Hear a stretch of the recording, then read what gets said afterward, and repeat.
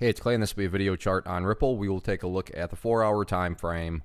Real quick, what do I mean by 4-hour in case maybe you're new to charts? Instead of each one of these candlesticks here representing 1 day's worth of price action, which is what you would normally see, each one represents 4 hours. So while this here may look like a couple weeks worth of time, it's actually just the past few days broken down into 4-hour time slices. I like to this time frame that does a good job of telling the quote-unquote story of the price, and then makes mapping out where levels of support and resistance a bit easier to see. Friendly reminder that cryptos are open 24/7. So if you're watching this video, a couple days from now, yeah, the chart itself is going to look different. But my goal here from the presentation standpoint is to keep this video relevant for as long as possible. And I'm going to accomplish that by talking about general levels and then walking you through some questions.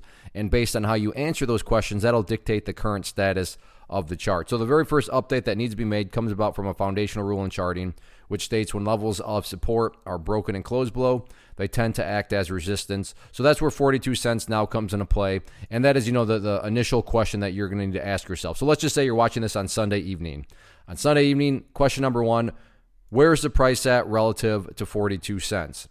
Now, if you're answering the question that the price is still down below it like it is right now as I do this video, then that just tells you that, yeah, the bulls really haven't done much. Potentially they've at least, leveled out the price, meaning if you're answering the question that the price is still up above 40 cents, well, then that would imply that the price is somewhere right around here.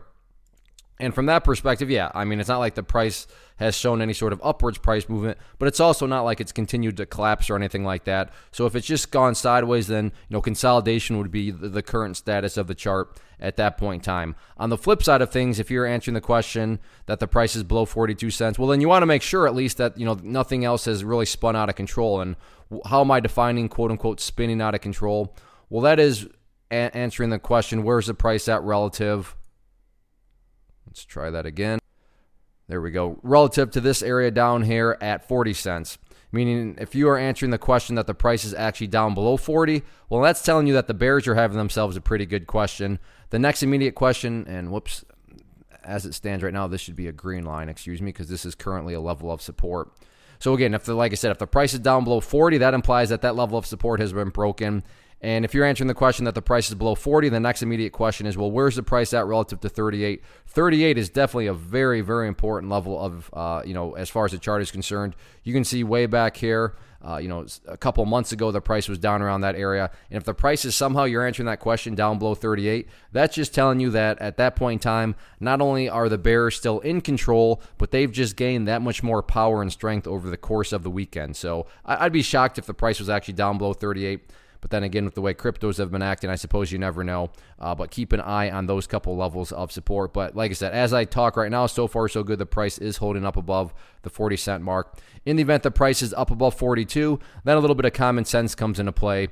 Meaning, if the price is right here, okay, well, that's nice. It's up above that level. But if the price is way up there, then that would just tell you that the bulls are actually having themselves a very solid, overall weekend. So we'll see how things play out. But yeah, use these couple levels, and that'll help dictate and keep this video relevant for as long as possible.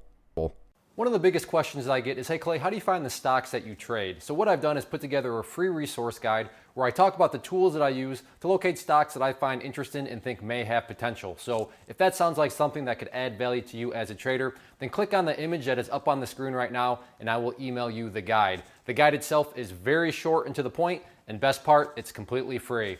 Thanks for watching the video. Let me know if you have any questions.